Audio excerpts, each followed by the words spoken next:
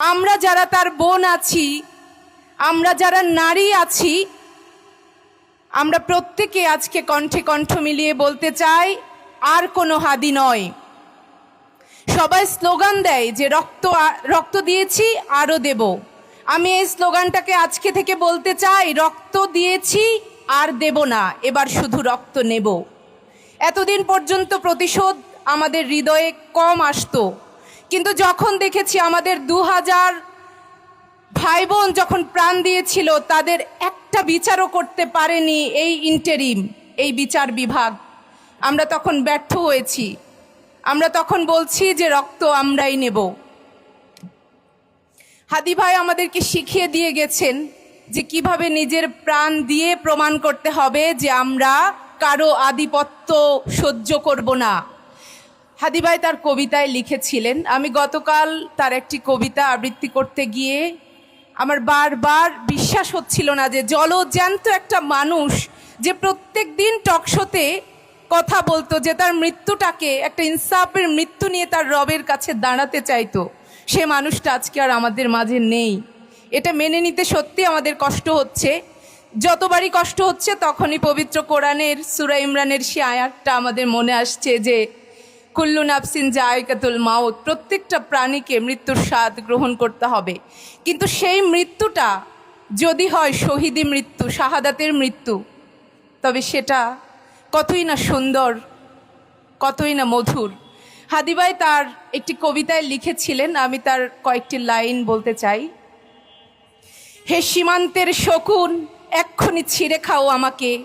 হে আটলান্টিকের eagle, শিগগির খুবলে খাও আমাকে।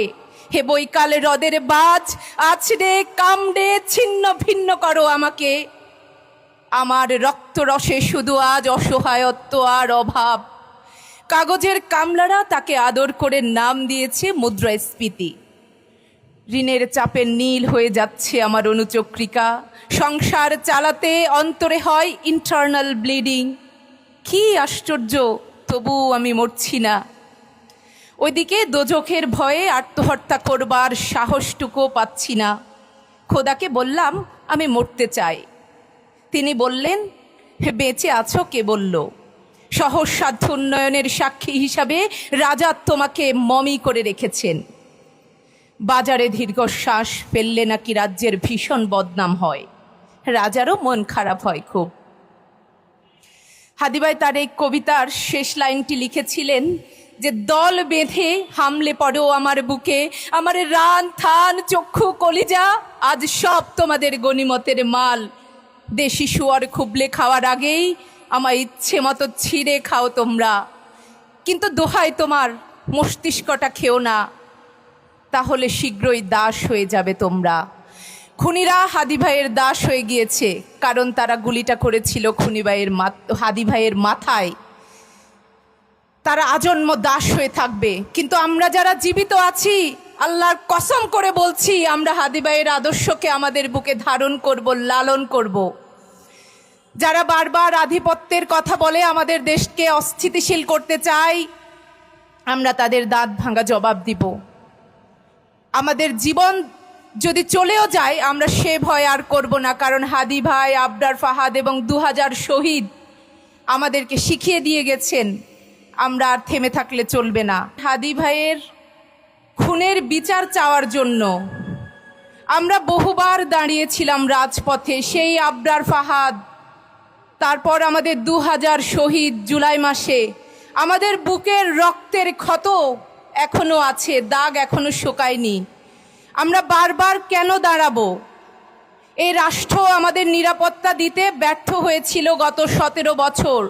তারপর আমরা নতুন করে স্বপ্ন দেখেছিলাম যে এইবার আমরা একটু বিচার পাবো, একটু শান্তি পাবো, কিন্তু দুমুঠো শান্তির দেখা আজও আমরা পেলাম না।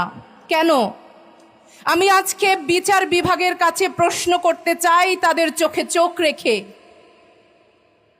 জুলাই বিপ্লবের এতগুলো দিন পর কেন আজ আমাদের সহযোদ্ধা হাদি ভাইকে তার প্রাণ দিয়ে প্রমাণ করে যেতে হলো যে জান দিব তবু জুলাই দিব না?